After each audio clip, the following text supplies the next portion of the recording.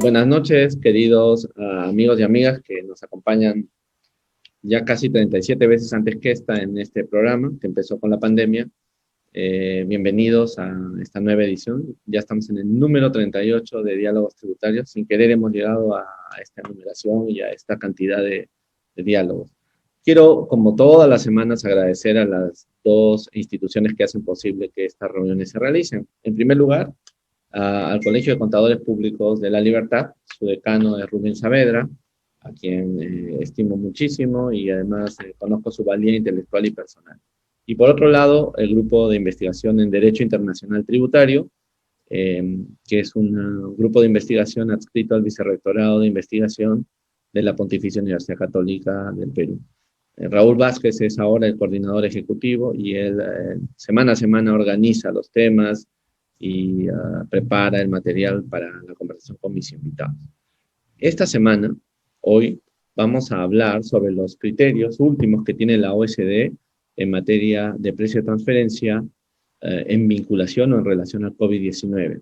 En diciembre pasado, la OSD presentó un documento sobre el cual vamos a hablar y vamos a conversar sobre qué significa para la práctica de precio de transferencia en el Perú. Y para eso he invitado a una extraordinaria persona, le conozco hace mucho tiempo, es una, digamos así, es un profesional cuya calidad humana rebasa desde siempre y una empatía personal he tenido siempre y además es un buen amigo. Él es Juan Carlos Vidal, ustedes lo conocen especialmente en el Perú.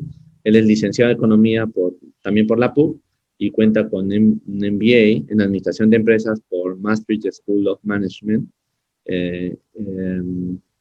y también por la PUC. Es profesor además de la Maestría en Tributación y Política Fiscal de la Universidad de Lima y actualmente es el súper responsable de liderar la división de precios de transferencia en KPMG en el Perú. Querido Juan Carlos, amigo súper querido, bienvenido a esta reunión y me gustaría tu presentación inicial, por favor. Muchas gracias, Lucho. Buenas noches con todos. Te agradezco mucho tu presentación, las generosas palabras. Para mí siempre es un placer poder compartir con ustedes, sobre todo cuando tenemos tan interesantes como lo que se viene ahora con los análisis de precios de transferencia en un entorno COVID, ¿no? Que nos ha traído bastantes desafíos y bastantes novedades. Así que encantado de poder compartir este espacio contigo y con tus invitados. Muchas gracias, querido amigo.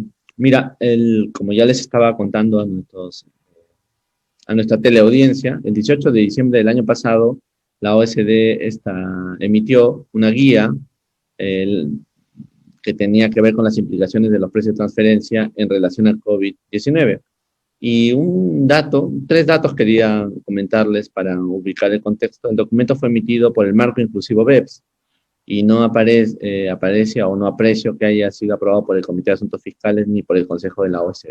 Es lo primero que me sorprende. O sea, pareciera que la visión se ha extendido del propio Comité de Asuntos Fiscales y se ha metido ya en el Marco Inclusivo para verlo en un entorno más global y también incluyendo a los países de ese marco. Y luego el documento indica que debe ser analizado con la aplicación de las guías del 2017 a los hechos de la pandemia, ¿no es cierto? De manera que a mí me parece que lo que está planteando es que no hay una expansión de una revisión de las guías del 2017, sino que simplemente es una adecuación al momento actual. Tiene 31 hojas para que lo quiera leer, tiene mucho contenido técnico sobre el precio de transferencia y está organizado en 4 capítulos. Muy bien, empecé un poco planteando esto y decirles a los que nos ven, el criterio o la regla de precio de transferencia es una regla que se aplica, por lo menos en el Perú, para establecer la base imponible en el impuesto a la renta de las empresas cuando realizan operaciones con partes vinculadas. La metodología de precio de transferencia ha sido muy influenciada en el Perú por la OSD y las guías de precio de transferencia son un documento que debe usarse para esta aplicación según la propia ley del impuesto a la renta. Entonces, de ahí viene la importancia de esto, porque lo que diga esta guía puede impactar de alguna manera en la interpretación que se realiza en la práctica sobre el precio de transferencia en el Perú. Entonces, quería empezar, Juan Carlos, preguntándote, ¿cuál es tu evaluación general de este documento, de esta guía? Cuéntanos un poco, especialmente para los que nos ven y que no están tan vinculados cotidianamente con los temas de precios. Cuéntanos qué está diciéndonos esta guía, por qué salió, para qué nos sirve. Sí, a ver, en principio valoro muy positivamente el esfuerzo que hace la OSD para tratar de darnos guía tan rápido, porque cuando inicia la pandemia, además de las preocupaciones que surgen en el entorno de salud y en el entorno económico, los que estamos metidos en los temas tributarios y de precios de transferencia, nos empezamos a enfrentar con una serie de preguntas, una serie de desafíos sobre cómo se van a ver impactados nuestros análisis y cómo se va a ver afectada la tributación de las empresas y los riesgos que se pueden enfrentar, sobre todo en un contexto en el que la recaudación en la mayoría de países se está viendo afectada por la recesión y hacia futuro va a haber una necesidad de recuperar esa caja. Y el mundo de precios de transferencia, que siempre ha sido muy dado a la controversia, digamos que se pintaba como un escenario donde pueden haber muchas preguntas y muchas diferencias de opinión, ¿no? Entonces, en principio, rescato mucho que un organismo como la OSD salga al frente a tratar de dar guía, y además rescato también que esto venga desde el marco inclusivo, como bien mencionabas, Lucho, porque el marco inclusivo tiene la ventaja de que más allá de los países miembros, en este marco participan 137 países, y este documento viene a ser consensuado con los 137 países. Es un esfuerzo bastante importante, ¿no? Entonces, en un entorno donde teníamos incertidumbre y donde no sabemos por dónde pueden ir las preguntas de precios de transferencia o las decisiones, o puede haber mucha diferencia de criterios, es valioso tener un documento que representa una visión consensuada de 137 países, ¿no? Eso en primer lugar, y lo veo como una respuesta positiva a la incertidumbre. En segundo lugar, lo que rescato es también, como bien decías, que no se ha tratado con este documento de hacer borrón y cuenta nueva, digamos, con las guías de precios de transferencia vigentes, cuya última versión es la del 2017, y no se han introducido algunos criterios contradictorios, digamos, con esa guía, sino que lo que busca hacer este documento es tratar de aclarar algunos temas o tratar de dar mayor guía sobre cómo aplicar esas guías de 2017 en un contexto en el que surgen nuevos escenarios, ¿no? Entonces sí nos está dando alguna información tal vez más práctica o algunas perspectivas sobre problemática que surge ya en un escenario COVID, ¿no? Entonces, por un lado es bueno porque nos da una visión consensuada de varios países. En segundo lugar, lo veo favorable también porque no contradice lo que ya veníamos teniendo, sino que simplemente aclara. Y lo tercero, que es interesante también, es que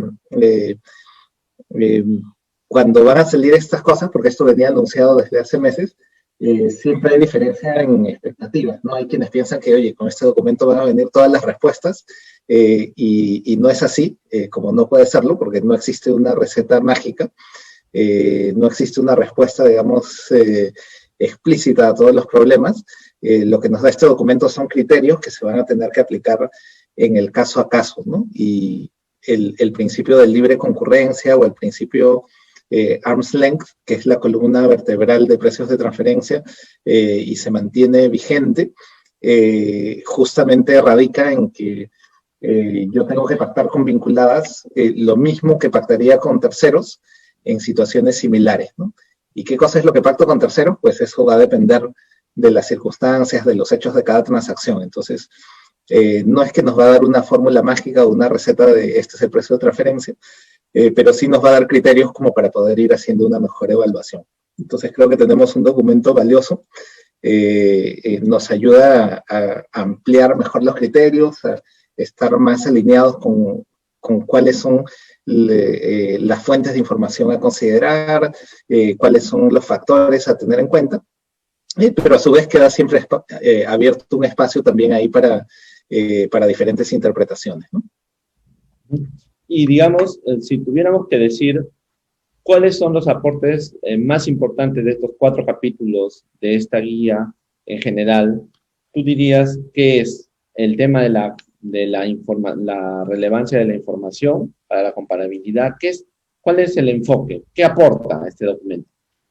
A ver, sí, lo interesante es que son 4 capítulos y a pesar de que se presentan de manera separada, digamos, para fines de orden, en la práctica los 4 temas siempre van a estar relacionados, ¿no? Entonces, en la práctica a veces va a ser difícil de separar, pero haciendo una recapitulación, a ver, el primer tema que cubre es el tema del análisis de comparabilidad, que busca presentar qué elementos hay que tener en cuenta cuando yo voy a comparar una empresa que hace transacciones con sus vinculadas versus otra empresa del mercado que opera con terceros, ¿no? Y cómo esta comparación puede ser justa y nos puede llevar a resultados que sean razonables. En segundo lugar, tiene un capítulo que habla sobre cuál es el efecto de los programas de ayuda estatal que han surgido en varios países con respecto al COVID-19 y cómo eso va a impactar o no en los precios de transferencia.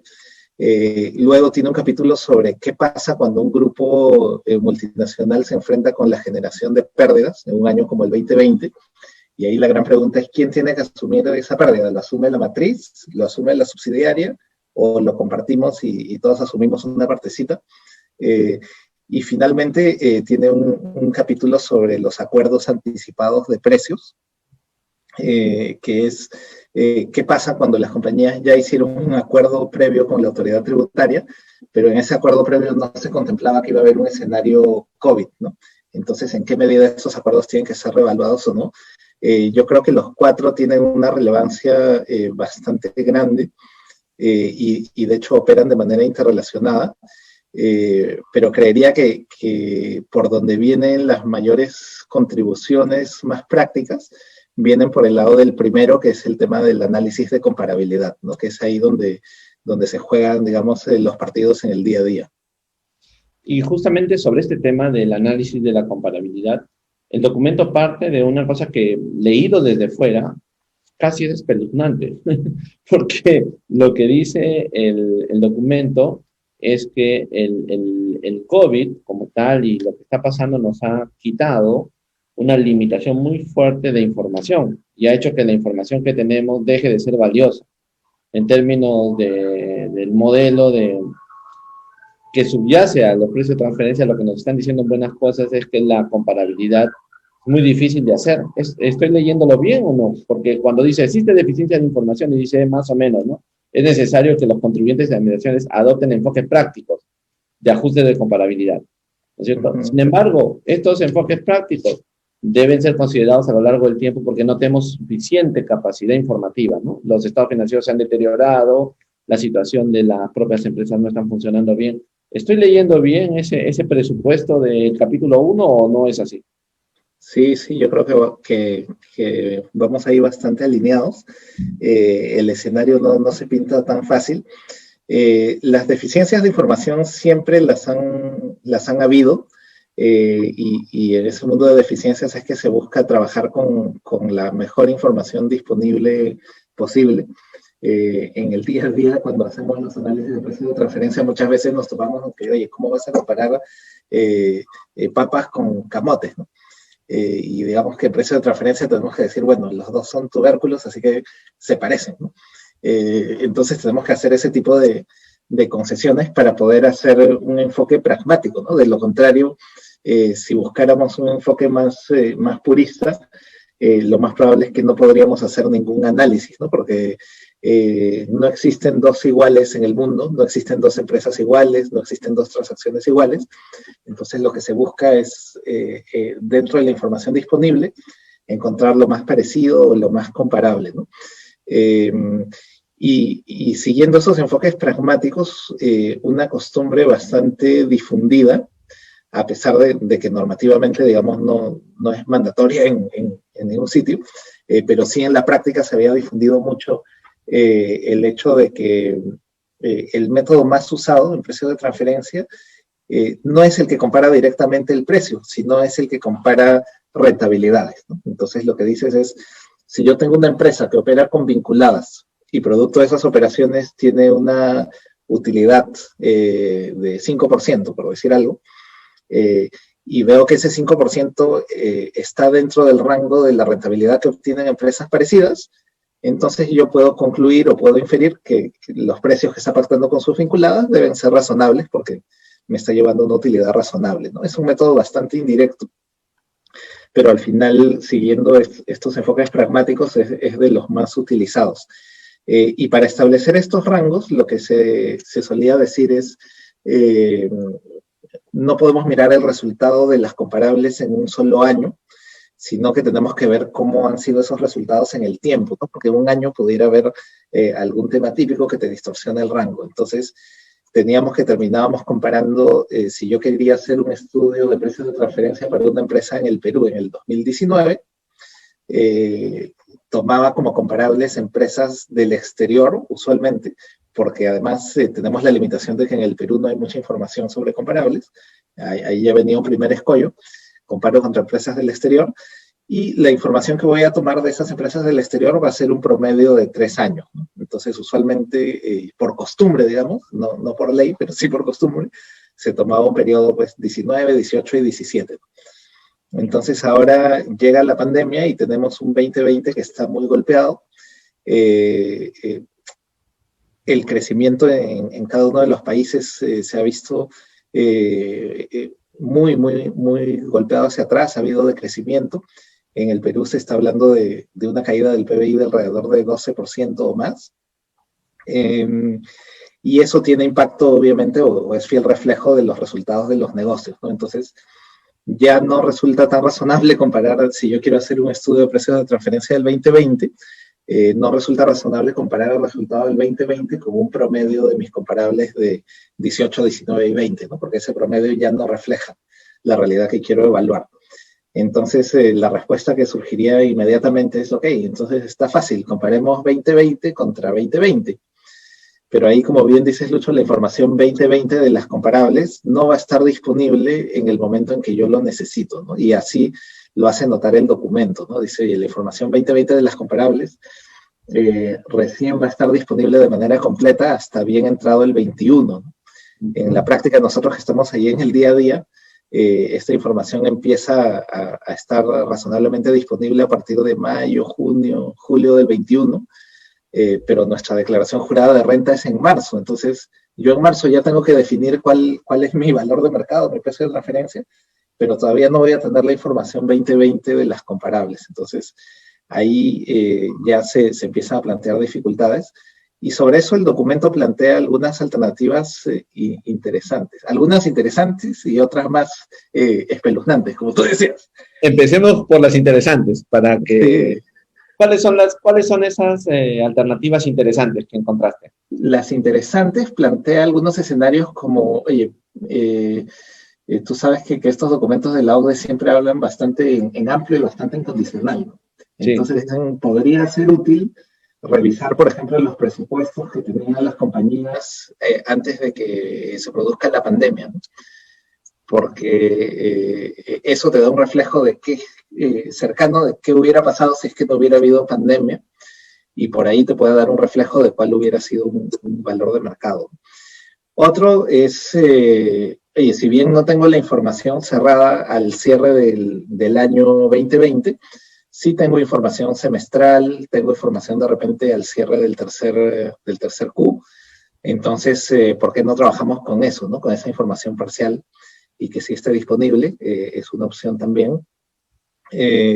Lo otro que plantea el documento como muy necesario es, tenemos que ver también cuál ha sido el impacto efectivo del COVID sobre la empresa que estoy evaluando, ¿no? Es decir, en qué medida es el COVID el que ha impactado mis ventas o el que me ha generado costos extraordinarios, o de repente en el sector en que me muevo o en la industria en que me muevo, no. Eso, hasta la posibilidad también de que algunos países ajusten un poco las fechas en las que piden esta información, ¿no? Como para poder dar un poquito más de espacio a que se consiga la información de comparables. Entonces, por ahí yo creo que vienen las interesantes, ¿no? Y las que asustan un poco vienen por el lado de Oye, de repente no es necesario en todos los casos trabajar con información del 2020, ¿no? Lo que dice el documento es qué pasa en los casos en que han habido acuerdos de largo plazo. Si yo celebré con mi vinculada un contrato por 5 años y en ese contrato establecíamos unas condiciones que iban a hacer que mi empresa en Perú, digamos, obtenga una rentabilidad X, entonces en ausencia del COVID o en presencia del COVID, pues ese contrato se debería respetar. Y por ende, tal vez en algunos casos no sea necesario recurrir a información de las comparables del 2020, ¿no? En la medida que esos contratos se han celebrado antes. Entonces, sí, el documento plantea un poco ambas caras, ¿no? De la moneda y va dejando en el caso a caso la definición de cuál tiene que ir, poniendo mucho énfasis en cómo han sido los acuerdos celebrados entre vinculadas, qué cosa dicen los contratos, cómo es que han asignado los riesgos, y cómo es que he venido actuando en el pasado, ¿no? De manera que no actúe yo de forma, digamos, conveniente o inconsistente hacia el futuro, ¿no? Dicen también hay que mirar si en el pasado, cuando han habido otras crisis o cuando han habido épocas de bonanza, una empresa ha tenido una rentabilidad fija de 3%, entonces ahora en el COVID, ¿por qué vas a cambiarlo? Entonces sí hay un poquito de los dos lados recogido en el documento. Así que vamos a tener ahí bastante tela por cortar. Y la regla o la información a documentar que se pide, ¿no es cierto? Te pide, si he entendido bien, ¿no? Que en el enfoque, o sea práctico, te pide que analices casuísticamente cada situación, ¿no es cierto? Te dan unos escenarios ahí.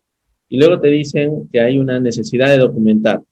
No sé si en esa parte me he despistado, pero cuando habla de la fuente de información, dice, ¿no? Debes de documentar y es relevante cualquier información pública sobre el efecto del COVID-19 en tu negocio, industria, en particular en las operaciones controladas, ¿no?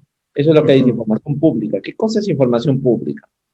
Y luego dice, debe documentar estimaciones del efecto del COVID-19 en las transacciones controladas, ¿no? Y empieza a hacer un análisis de cómo sería, pero pareciera que te dice, mira, trata de llegar de la mejor manera a diagnosticar el efecto que está teniendo el COVID-19 en tu industria o en tu precio. Y yo me preguntaba, pero si el Fondo Monetario decía hace mucho que la mayor previsión es la incertidumbre respecto al 2020, entonces, ¿cómo podríamos partir de ese supuesto lógico? No sé qué opinas tú. Sí, ahí lo que yo veo que busca evitar un poco este documento es recurrir a la explicación fácil o al poco análisis de cuando yo me encuentro ante un resultado, digamos, de baja rentabilidad o de pérdidas, simplemente decir que eso se debió al COVID, ¿no? Digamos que es una gran tentación decir, oye, como estamos en pandemia y está el COVID, entonces todos estamos mal.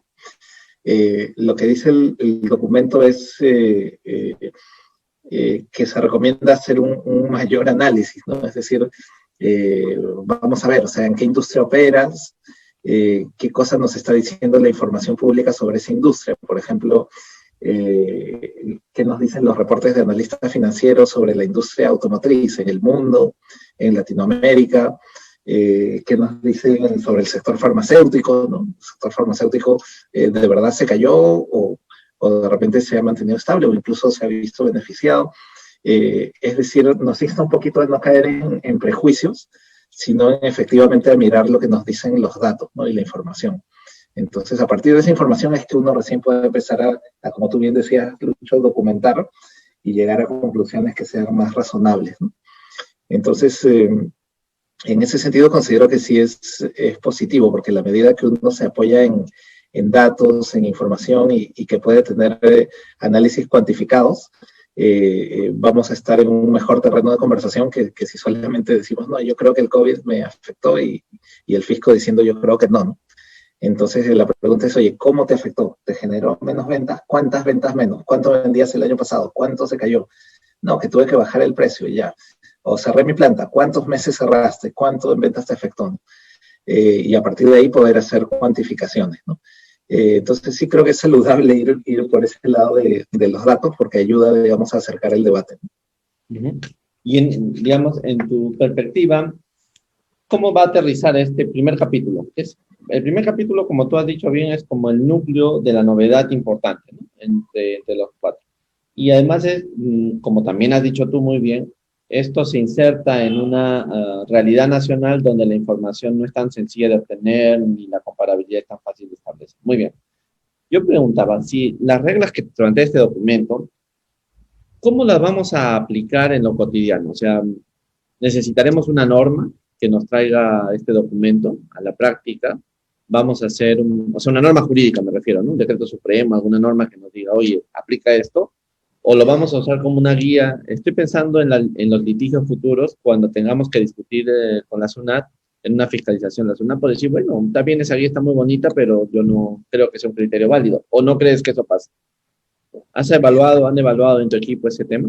Sí, a ver, yo creería que no es necesaria alguna norma adicional, porque nuestra norma recoge ya el principio de libre concurrencia, que tiene la ventaja, digamos, de poder ser flexible ante estas situaciones, ¿no? El principio de libre concurrencia es, si terceros están operando de cierta manera, entre vinculadas también, ¿no?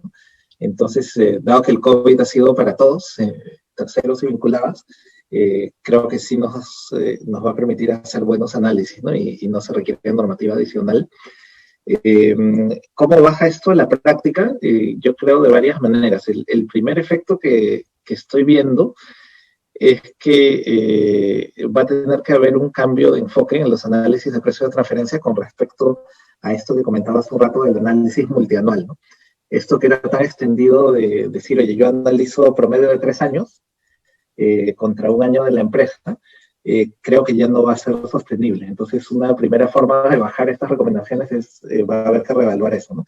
Ahora, lo que dice OCDE es, evaluemos, ¿no? Porque dado que no hay información completa del 2020 y que de repente vamos a tener que estar trabajando con presupuestos o con información semestral o al tercer Q, lo que sugiere OCDE es de repente miremos ambos enfoques, ¿no? O sea, qué está pasando el 2020 con la información parcial que tenemos y cómo difiere eso de lo que teníamos en años pasados. Entonces, a diferencia de lo que teníamos antes, que tomabas el promedio de 3 años tal cual, ahora creo que el consenso es no podemos seguir así, tenemos que mirar 2020 y cómo eso conversa con lo de años pasados, ¿no? Sí veo ahí un primer cambio. Lo segundo, que creo que también va a venir, aunque es un poquito más complejo, es la necesidad de identificar estos impactos COVID en la parte examinada y en las comparables y ver si es que es necesario algún ajuste de comparabilidad, ¿no? Me explico con un ejemplo. ¿Qué pasa si yo estoy en una empresa que fabrica ciertos productos y que producto de la cuarentena tuvo que cerrar en el Perú 3 meses, ¿no? Pero mi comparable está en Estados Unidos y en Estados Unidos esa industria nunca cerró, entonces la empresa operó 12 meses. Entonces, si yo voy a hacer la comparación, tengo que de alguna manera hacerle algún ajuste que usualmente se hace en las comparables para decir, oye, ¿cuál hubiera sido el resultado de esta empresa norteamericana si es que hubiese cerrado 3 meses? Entonces voy a tener que ahí hacer algún tipo de ejercicio, esos que a los economistas nos gustan, pero son el tipo de ejercicios que siempre terminan también en controversia, ¿no? Es decir, ahí cuando venga una autoridad fiscal y lo revise, sí puede ser razonable, pero pueden empezar a generarse las discrepancias sobre el cómo se ha hecho ese ajuste y cómo haces esa simulación, ¿no? Porque en el mundo, ¿no?, del qué hubiera pasado si, nadie tiene la respuesta certera, ¿no? Entonces, es ahí donde pienso que pueden surgir algunos debates.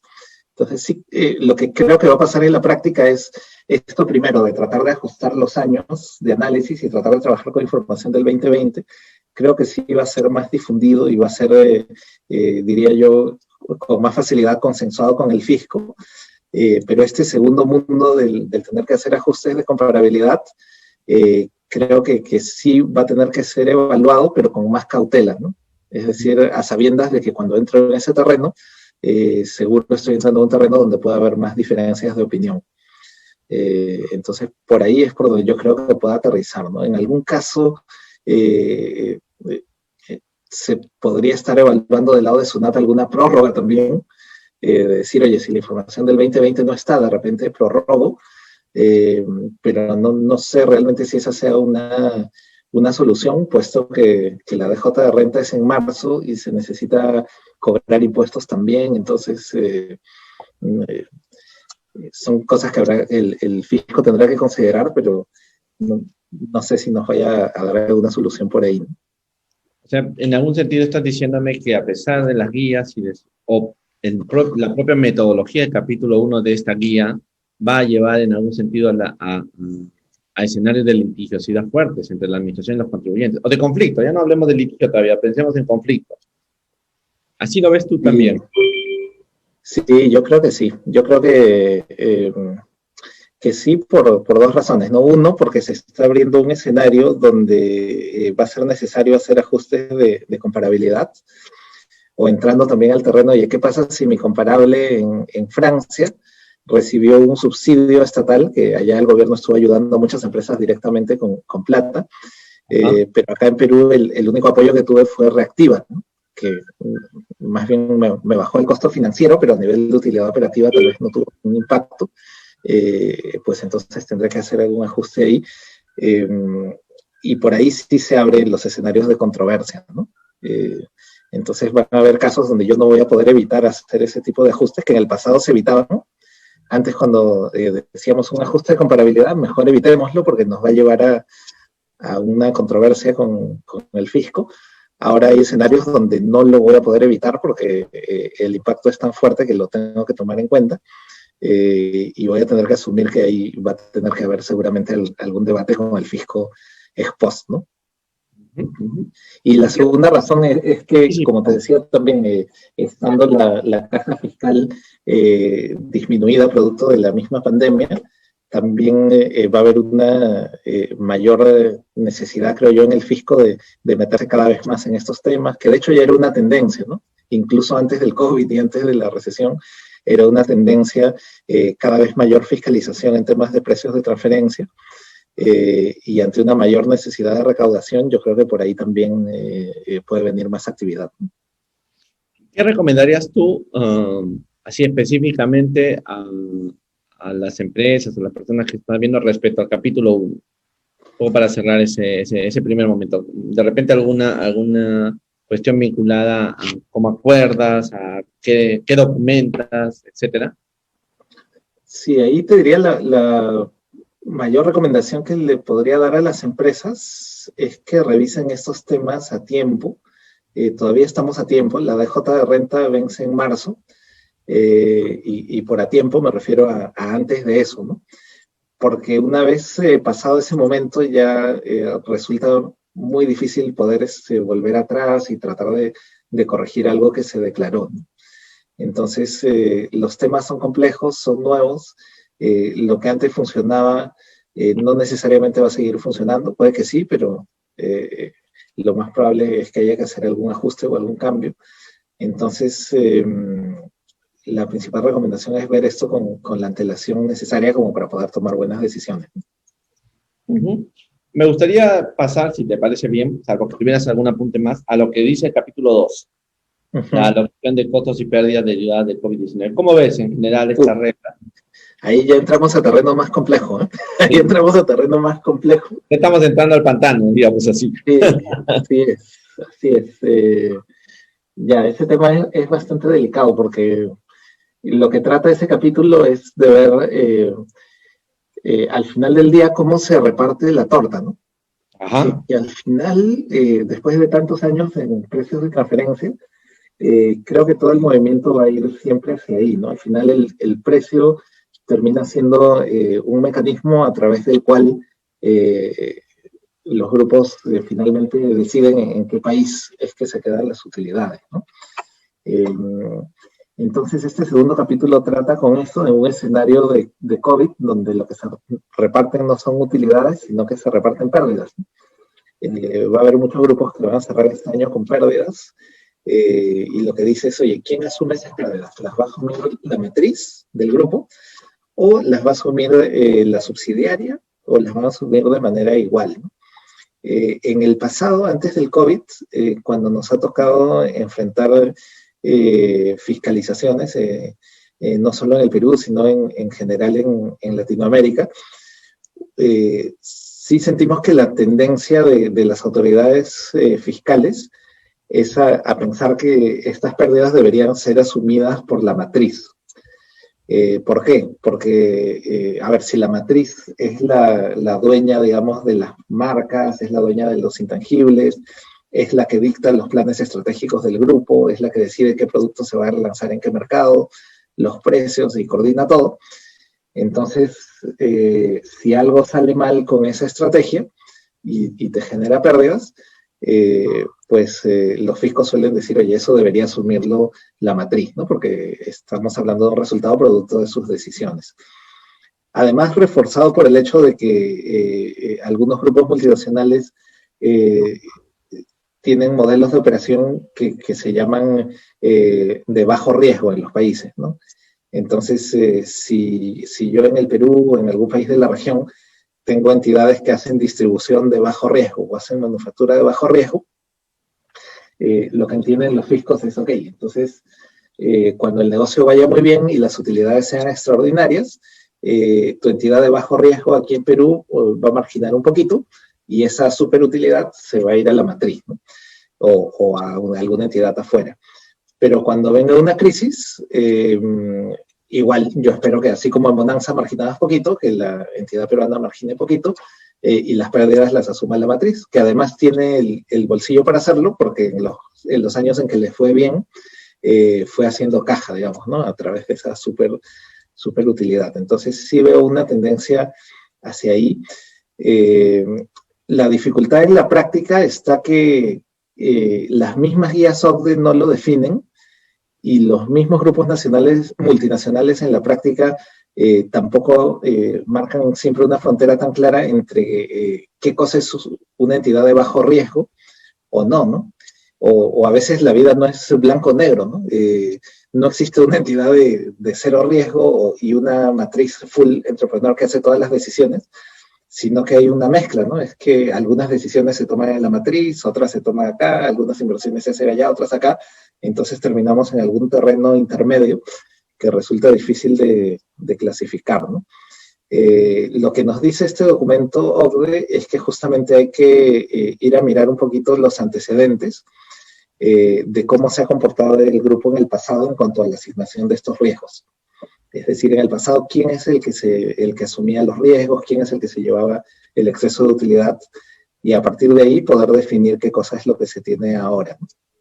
Además de qué cosa es lo que nos dicen los contratos, dicen entrevinculadas, ¿no?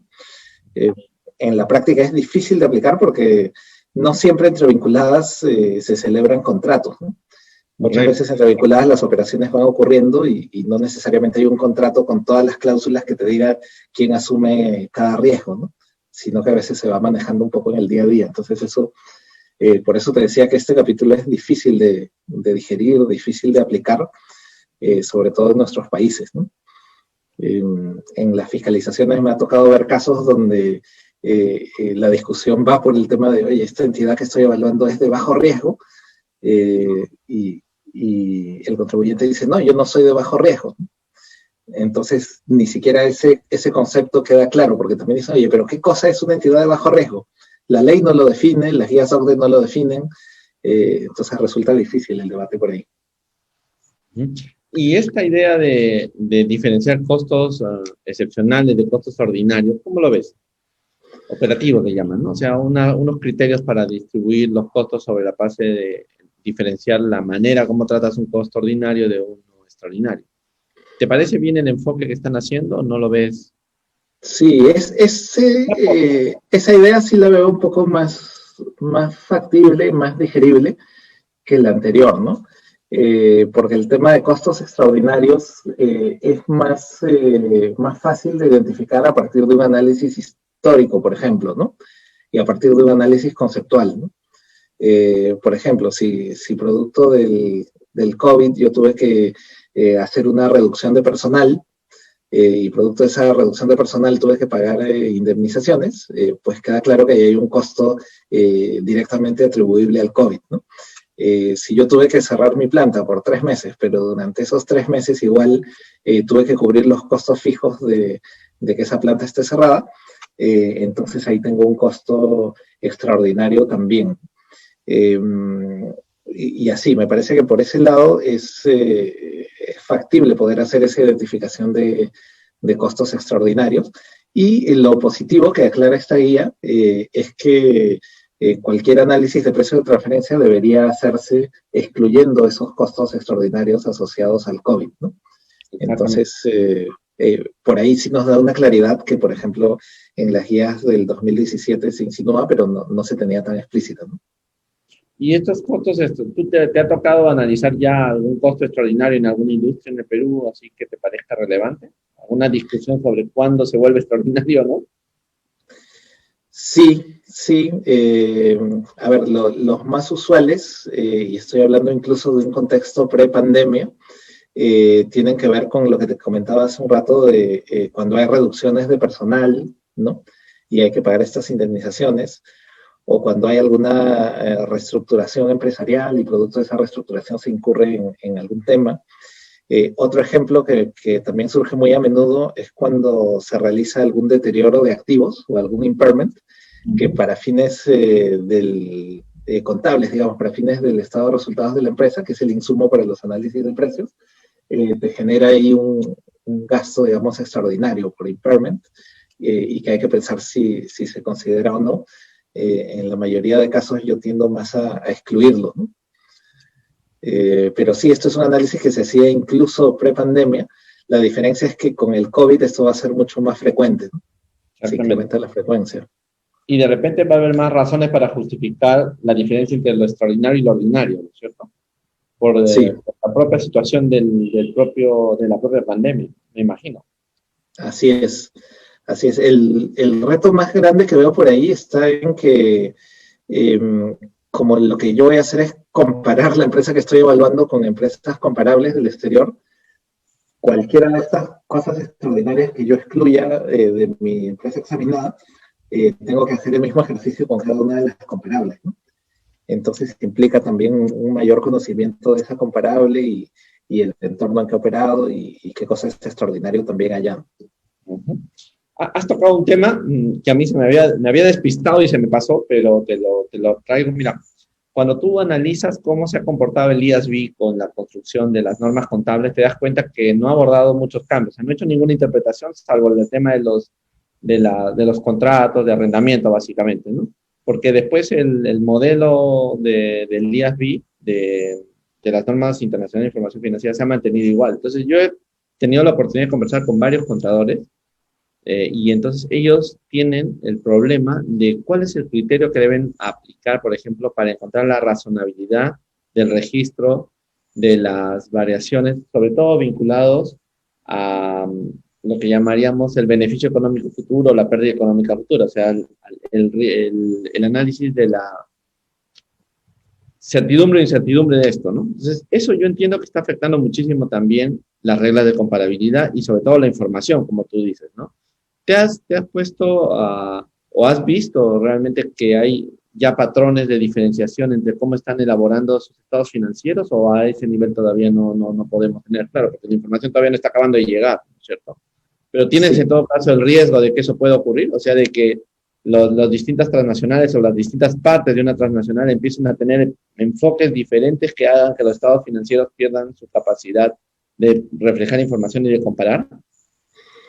Sí, ese es siempre un riesgo, pero ante ese riesgo te diría la ventaja que tenemos es que, a diferencia de hace algunos años, donde cada país tenía su propio estándar contable, hoy cada vez son más los países que están en IFRS, y los que no lo están también han ido adecuando a veces su normativa local para poder tener criterios cada vez más cercanos, ¿no? Esa es una. La otra ventaja es que para fines de precios de transferencia se suele trabajar a nivel de utilidad operativa, que justo es una de las líneas donde estas diferencias tienden a desaparecer, ¿no? A diferencia de si yo trabajase a nivel bruto, por ahí difiere más, o a nivel neto también hay más diferencias, ¿no? A nivel operativo suele ser más cercano o más comparable el tema, ¿no? Entonces, creo que por ahí, frente a esa problemática, tenemos algunas ventajas. Sin embargo, igual va a haber que estar atentos ahí a cualquier impacto que pudiera ser significativo para ver si es necesario darle un tratamiento especial. Ahora, la fuerza mayor, el concepto de fuerza mayor, ¿qué tanto está implicado en esta guía? O sea, las reglas que plantean sobre la definición o los alcances, ¿te parecen razonables? Porque hablan de cuánto afecta la fuerza mayor a la asignación de las pérdidas, ¿no?, derivadas del... Sí, la mayor complicación que yo veo ahí desde el lado práctico es, como te decía hace un rato, que entre las vinculadas, entre empresas de un mismo grupo, a veces no se suele celebrar un contrato, ¿no? Entonces, si no tengo un contrato celebrado, no tengo tampoco una cláusula de fuerza mayor y no queda claro quién asume qué en cada caso, ¿no? Entonces, al no haber un acuerdo, estamos en un territorio un poco abierto, ¿no? Y sí me parece que el documento OCDE hace el presupuesto o ha sido redactado bajo la idea de que las transacciones se celebran previo acuerdo de estos contratos, ¿no? O previo tener claro quién asume en caso de fuerza mayor, cuando en la práctica no siempre es así. Entonces sí veo, el concepto me parece interesante, la definición me parece que va por el lado acertado, pero ya bajando, digamos, a la práctica, sí veo este escollo, ¿no? De qué pasa cuando no tenemos contratos celebrados y quién asume, ¿no? Entonces ahí a veces... No, perdón, ese punto que estás planteando me parece vital. Esa lectura que acabas de hacer, esa línea de que hay un presupuesto para los que redactan esto, de que la gente, cuando esté en operaciones entre partes vinculadas, es muy organizada en la consistencia de los contratos que realizan, ¿cierto? Y eso no ocurre en la realidad, justamente porque como el grupo está ya tan imbricado, muchas veces eso es lo que falta. Siguiendo con esa idea, me sorprendía un párrafo, una idea que leí, que más o menos decía que no se puede suponer automáticamente que la pandemia es motivo suficiente para invocar una cláusula de fuerza mayor. Sí, también. Yo digo que, como tampoco se debe suponer automáticamente que en el caso de no existir la cláusula, una renegociación con un resultado potencialmente similar sería inapropiado en condiciones de plena competencia. Ya no entiendo. Por un lado dicen que no, por otro lado dicen que sí, ¿no? Y yo pienso, no sé, y ahí viene mi pregunta, posiblemente cuando estés en una fiscalización con la SUNAT, van a tener que pensar mucho en términos de documentación formalizada, porque si estoy en lo correcto, la SUNAT siempre tiene un enfoque de buscar la fehaciencia de la operación ¿no? y que el contrato esté más o menos fehaciente también. Entonces, ese me parece que puede ser un problema. Yo no sé cómo lo ves tú. Por ponerte un ejemplo, ¿no? Como no había movilidad, mucha gente estaba hoy mismo, no se están moviendo, las personas están haciendo teletrabajo, no siempre es tan fácil darle fecha cierta a un documento o un acuerdo entre las partes. Entonces, allí es donde pienso que puede estar el problema. No sé cómo lo ves tú. Sí, sí, me parece que por ahí hay un problema. Y lo que estoy viendo en la práctica es que una forma de tratar de también buscarle una solución práctica, una alternativa práctica a ese problema, es mirar al final del día qué cosa es lo que está pasando en mis contratos con terceros, ¿no? Tomando tu ejemplo, ¿no? Ahora que la gente está trabajando más desde casa, y que ya no se requiere tanto el uso de oficinas, una problemática que surge es, oye, ¿qué ha pasado con el precio de alquiler de las oficinas? Entonces, donde usualmente además los contratos son de largo plazo, donde usualmente tengo contratos de 5 años o más. Entonces, producto del COVID, ¿le tengo que bajar el precio a mi vinculada o no le tengo que bajar? Y la respuesta usualmente la estamos encontrando más por el lado de, oye, ¿qué cosas están haciendo terceros en contratos parecidos, ¿no?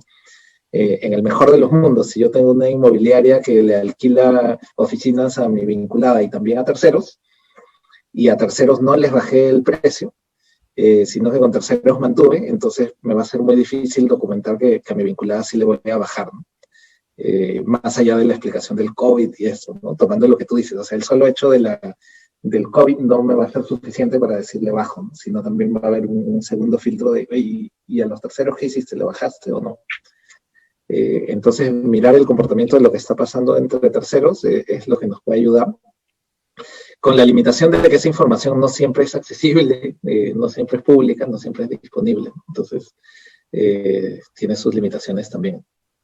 Y los costos, digamos, que aparecen normalmente, que han aparecido durante el COVID, de pagos para terminar contratos, por ejemplo, ¿no? Cuando con vinculadas también tienes que hacer salidas inmediatas para evitar esto. ¿Cómo lo está considerando esta guía? O sea, las indemnizaciones adelantadas, el cierre de contratos y el pago de penalidades por cerrarlos.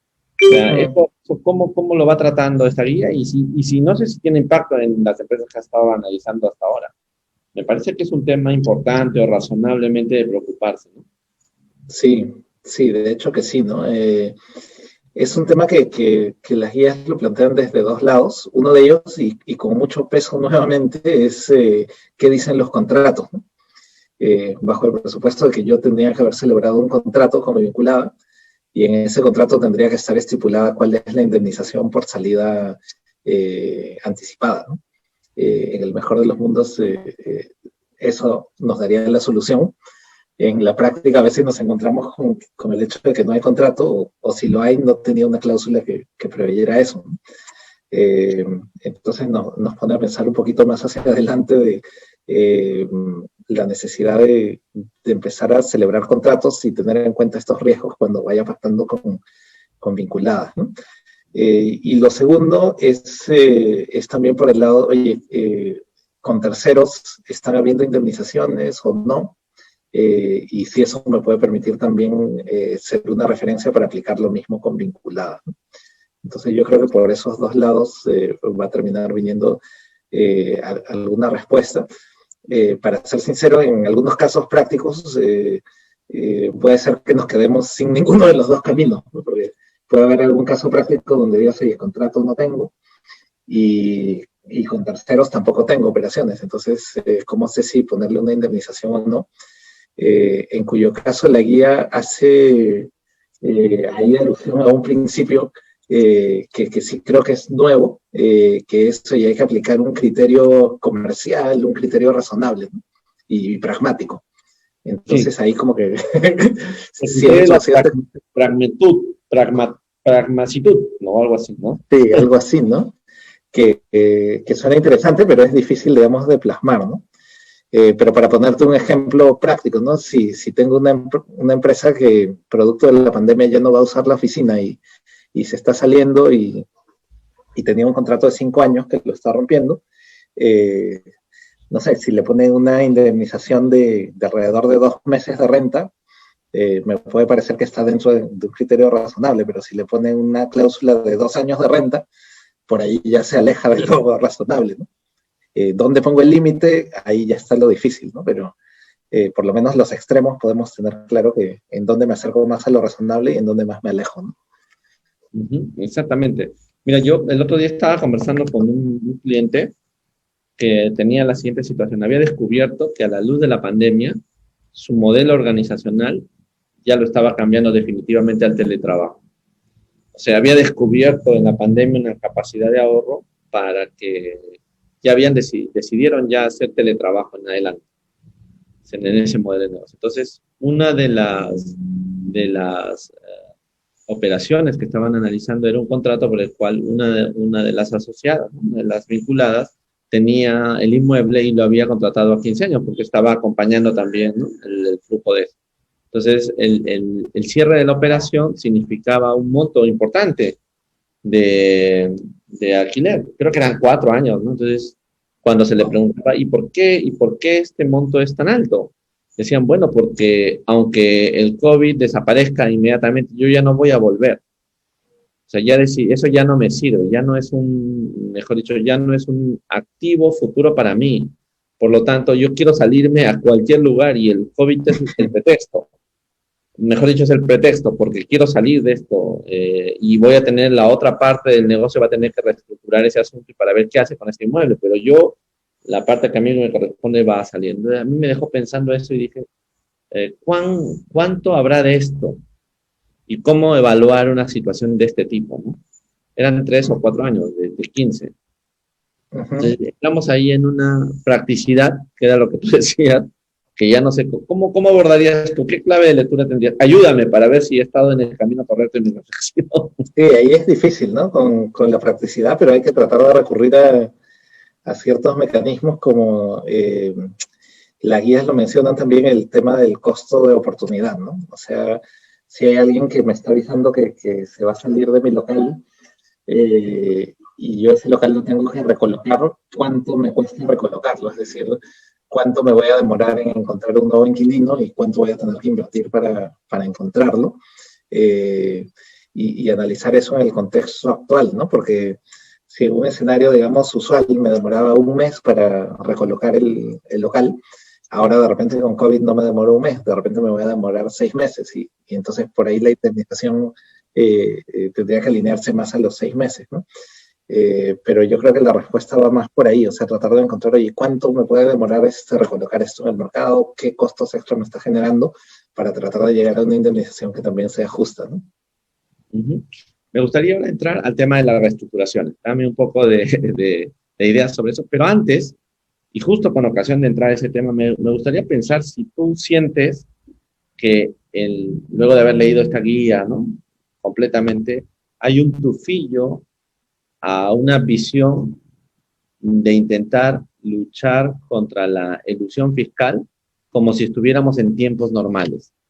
¿Tú has encontrado ese tufillo? O sea, es decir, el enfoque está pensado para que no me hagan el avión, para que no aprovechen el COVID para moverme, hacer desajustes en las bases imponibles entre los distintos países y por lo tanto restringo mi análisis a cuidar esa parte, es como un corsé. No sé si lo has visto así. Yo lo veo más como una tendencia a tratar de continuar o de fortalecer esta lucha contra la ilusión. Que venía de antes, dice. Que ya venía de antes, venía cobrando fuerza. Conversa también con algunos otros documentos que ha publicado OCDE. Hace poco, y cuando digo poco creo que me estoy refiriendo a octubre o noviembre, se publicó un documento que evaluaba los resultados de los primeros reportes país por país que se había levantado a nivel OCDE y tenía los resultados de 2017, donde además es interesante porque se reportaba que había unos 11 reportes país por país que habían sido presentados en el Perú y que habían formado también parte de la data que alimentaba este estudio. Pero lo que dice este estudio es que la evidencia que ha encontrado OCDE es que todavía los grupos multinacionales, digamos post-BEPS, porque BEPS ya viene del 2014, 2015, post-BEPS todavía tienen algunas estructuras que parecieran tener indicios de alojar utilidades en países de baja imposición, ¿no? Entonces, ante esa conclusión que obtiene la OCDE, digamos que se entiende, digamos, esta tendencia de tratar de seguir luchando contra eso, que lo vemos en todo, ¿no? Lo vemos ahora en los convenios de intercambio de información, el CRS, el country by country que se empieza a reportar. Entonces sí creo que es una tendencia que está fuerte y que está implícita también en este documento, ¿no? O sea, esto es parte de toda la estrategia que tienen los países OCDE para tratar de fortalecer esa lucha. Y entonces ahora sí quiero entrar no ha sido tan contundente, o sea, pero quiero entrar, vamos a ver si por la reestructuración encontramos. ¿Cuál es lo interesante en materia de reestructuración? La alocación de pérdidas, ¿no es cierto? Pero ¿qué patrón ves tú en el documento este último?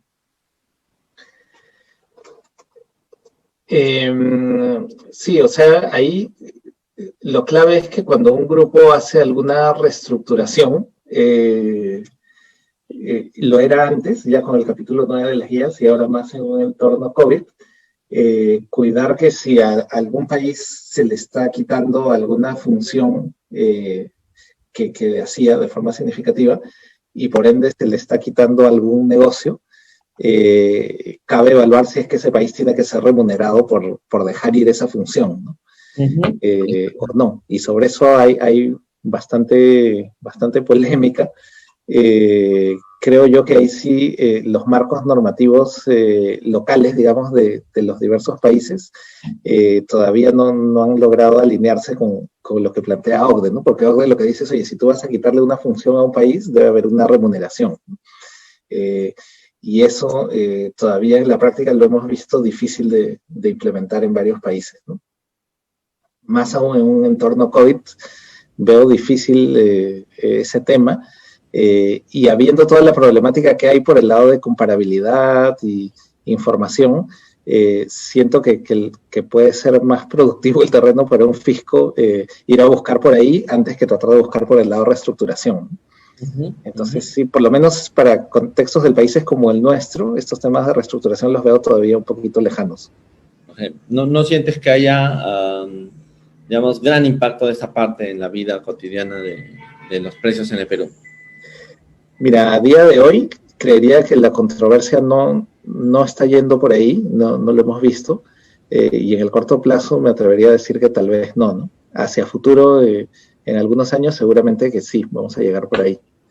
Pero ahorita todavía no lo veo, creo que todavía estamos en otro tipo de temas. Perfecto. ¿Y qué me dices del capítulo 4, el acuerdo de precios, los famosos APAS? Y ese capítulo está bien interesante. Pero no puedo evitar leerlo con envidia de aquellos países que sí tienen APAS, ¿no?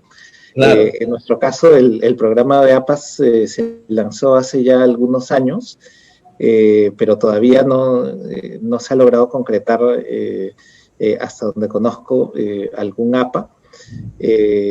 Las empresas todavía no las veo tan atraídas hacia este programa.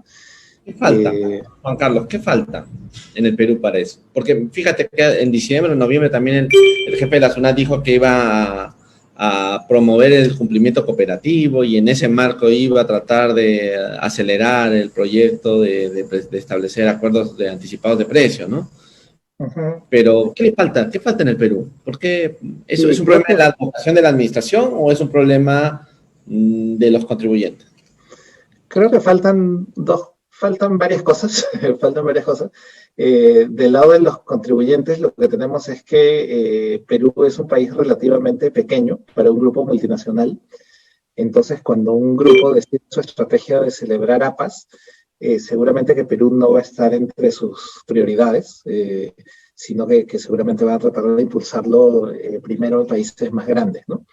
Eso del lado de los contribuyentes. Lo otro es la sensación de riesgo también, porque si bien las fiscalizaciones de precios de transferencia se han incrementado significativamente en los últimos años, han estado dirigidas, diría yo, de manera focalizada a cierto tipo de empresas, ¿no? de cierto tamaño, de ciertas industrias, y habiendo otro grupo de empresas que sienten que, oye, aquí de repente no me están fiscalizando, ¿no? Entonces, si no me están fiscalizando, ¿qué interés podría tener yo en buscar un APA, ¿no? Mejor espero que siga corriendo, ¿no?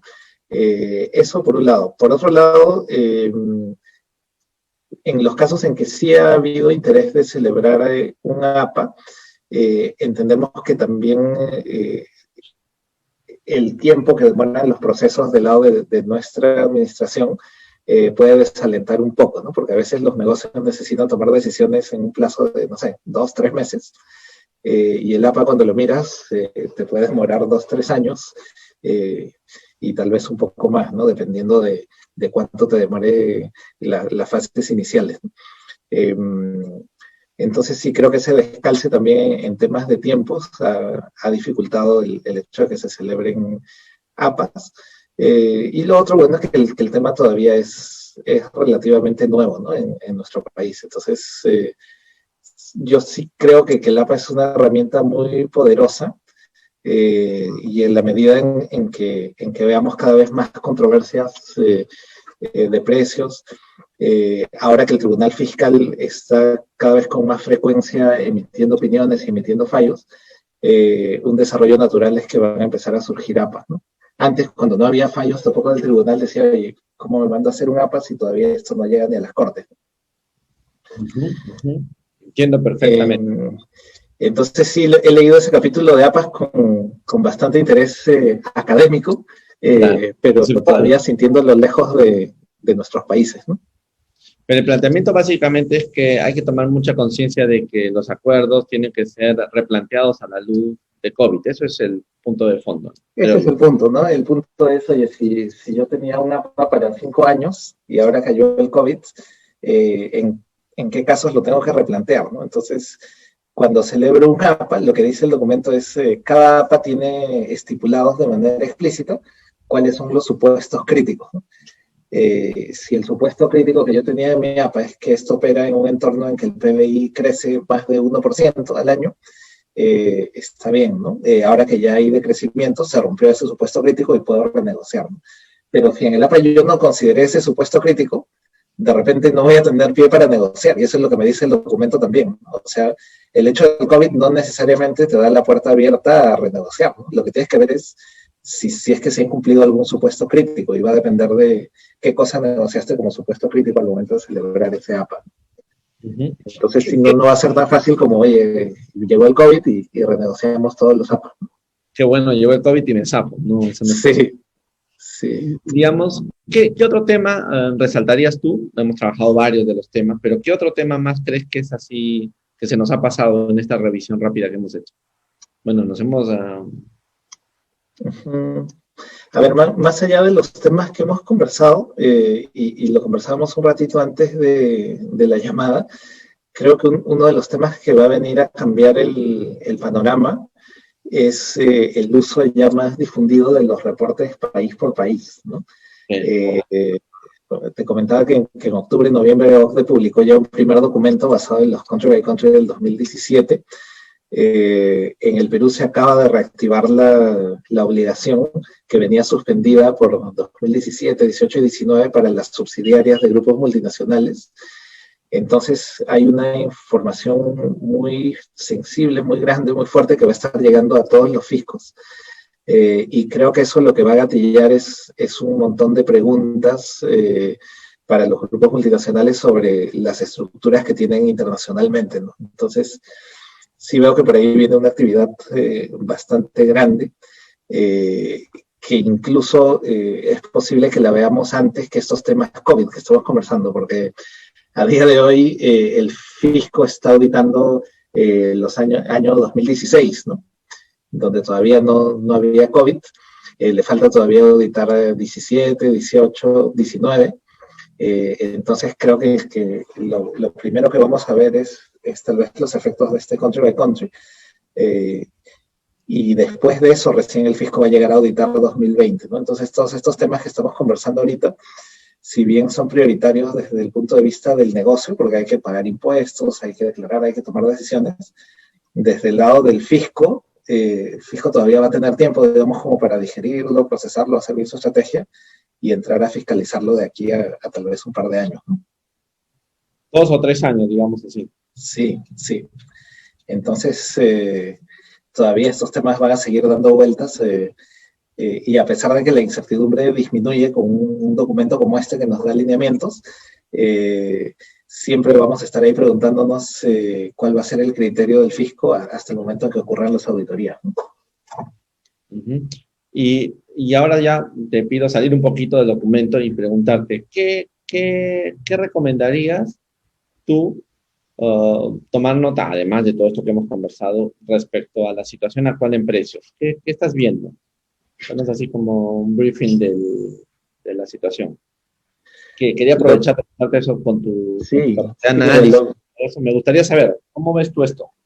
Negocio. a ver, lo que estoy viendo, y lo saludo también, como te decía hace un ratito, es que las controversias de precios ya no solo están a nivel SUNAT, que ya SUNAT venía bastante activa y con una serie de posiciones sobre ciertos temas, sino que ya el Tribunal Fiscal ha empezado a emitir varios fallos que son significativos.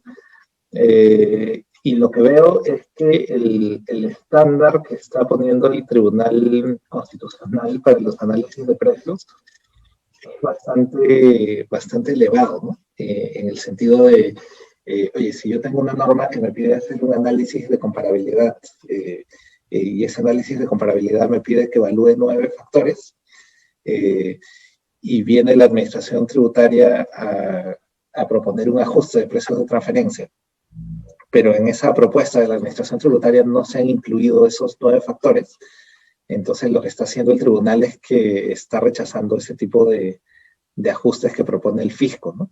Entonces sí le está poniendo una valla bastante alta a SUNAT para que los ajustes puedan ser validados en el tribunal, ¿no? Entonces creo que si esa tendencia continúa, lo que esperamos es una sofisticación técnica, digamos, en los análisis de precios de transferencia, tanto del lado de SUNAT como del lado de las empresas también, ¿no? Porque tienen que ir ahí a la par. Entonces sí veo que el tema se está sofisticando. Después que regresamos de las cuarentenas, vimos un incremento también en la actividad de fiscalización de precios de transferencia.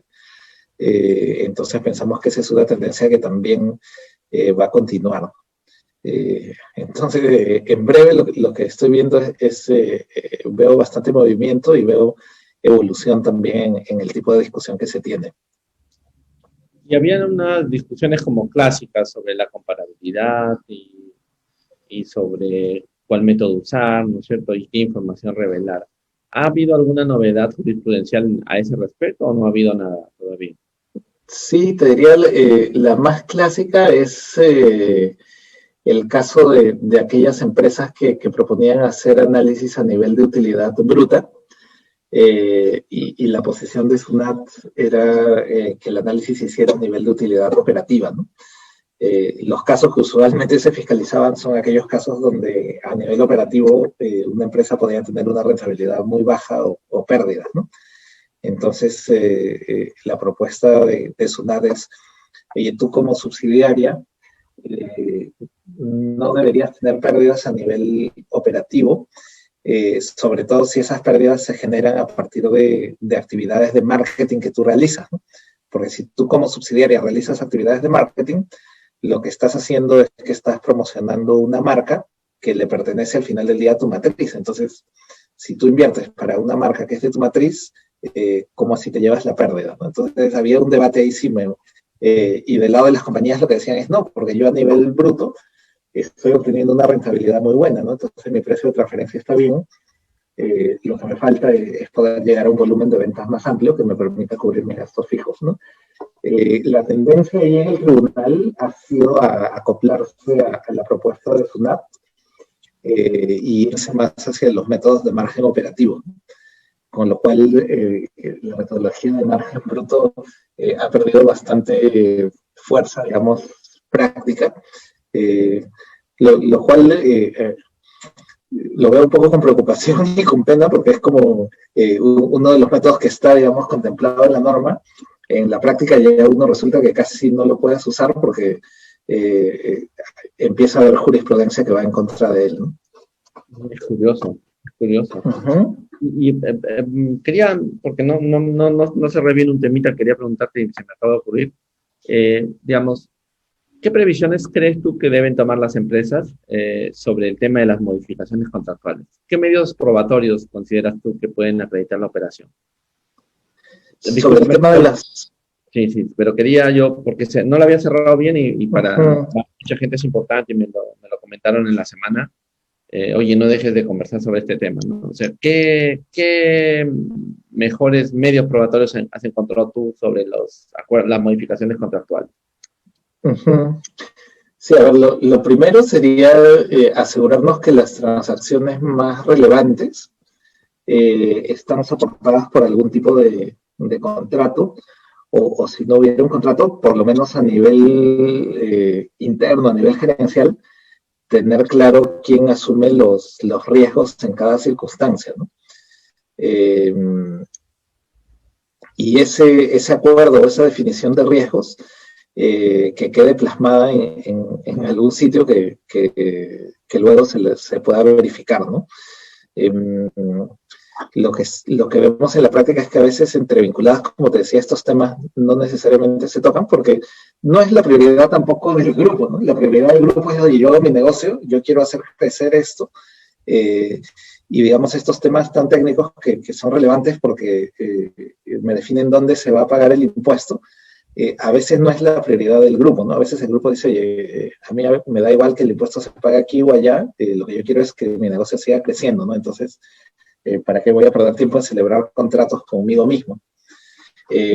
Pero sí creo que a raíz de todas estas guías y de la controversia que viene, va a ser necesario que las transacciones más relevantes sí estén cubiertas desde ese punto, ¿no?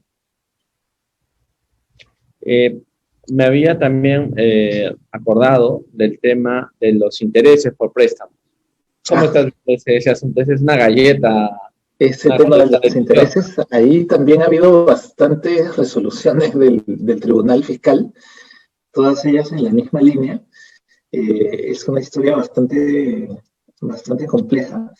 Lo que tenemos es que para los grupos multinacionales es muy necesario, y para los grupos económicos locales también, es muy necesario que los recursos financieros del grupo se puedan utilizar, digamos, entre vinculados, ¿no? Porque ¿para qué le voy a pagar intereses al banco si dentro del grupo tengo recursos que pueden estar siendo utilizados, ¿no? Entonces, los préstamos son una transacción muy frecuente y muy relevante entre vinculadas, y se necesita establecer una tasa de interés que sea valor de mercado, lo cual resulta difícil. La normativa establece que para evaluar el valor de mercado de una tasa de interés tengo que mirar varios factores.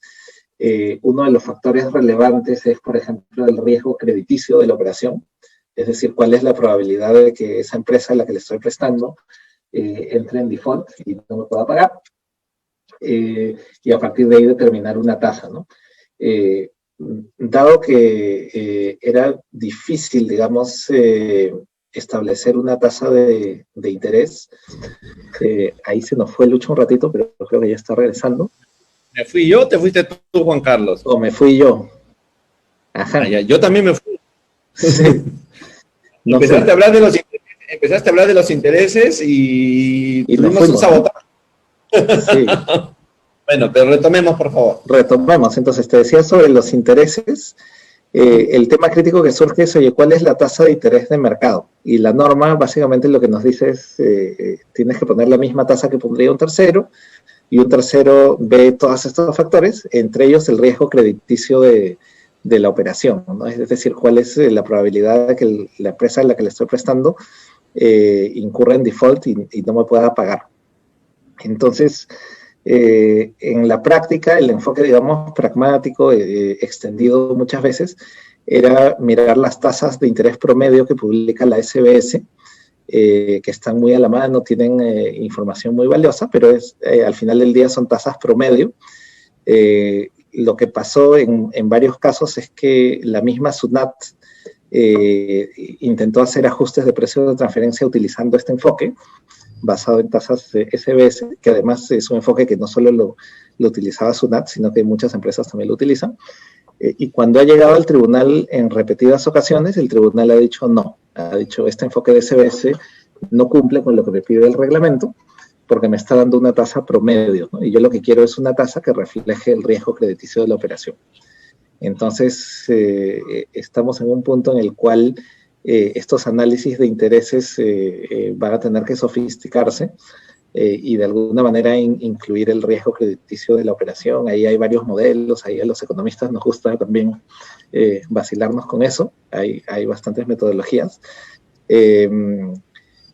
Pero todos esos análisis pues implican un esfuerzo bastante mayor que solamente mirar las tasas de la SBS, ¿no? Entonces, en la práctica también hay que mirar, oye, en qué casos la lavada no me sale más cara que la camisa, ¿no? Y dependiendo del tamaño de la operación y el riesgo tributario, ver si es que se va por esos análisis más sofisticados. Muy interesante lo que hemos conversado hoy. Oye, sin darnos cuenta hemos llegado a la 1:30 de reunión. Wow. Se pasó rápido, ¿eh? Sí, muy rápido. Y yo sabía que yo sé además que tú pronto tienes que ir a otra reunión, así que yo quería preguntarte, es una reflexión final sobre el panorama y qué viene en el Perú en esta materia, querido Juan Carlos. A ver, yo creo que lo que viene es continuar con esta tendencia de mayor foco del fisco sobre los temas de precios de transferencia. Que va a ser la joya de la corona, digamos así. Sí, hemos visto que a través de las fiscalizaciones de precios, el fisco suele levantar algunos puntos que le generan ajustes importantes. Entonces creo que ahí están las condiciones como para que sigan yendo por ese camino, ¿no? Además que todavía, a pesar de que ya tiene varios años SUNAT en la materia, todavía el número de fiscalizaciones tiene espacio para seguir creciendo, ¿no? Entonces yo creo que vamos a ver ahí más por ese lado. Ahora que el Tribunal Fiscal se está pronunciando, también se pone más interesante la cosa porque empiezan a haber opiniones por ahí. Así que lo que veo es que vamos a estar bastante entretenidos.